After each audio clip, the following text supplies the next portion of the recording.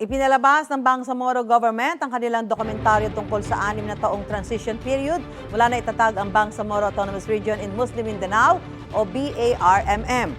Kabilang sa mga tampok sa dokumentaryong The Transition, an Inside Look at the Bangsamoro Peace Process, ang kasaysayan ng pagkakatatag sa BARMM noong 2019, mga pagsubok kasunod ng ilang dekadang gulo sa rehiyon at mga dapat pang gawin ng mga susunod na lider para sa kapayapaan at kaunlaran sa BARMM. Ayon sa Bangsamoro Information Office, layo nilang ipalabas ang dokumentaryo sa iba pang lugar sa bansa para mas maunawaan ang kanilang kasaysayan at gobyerno.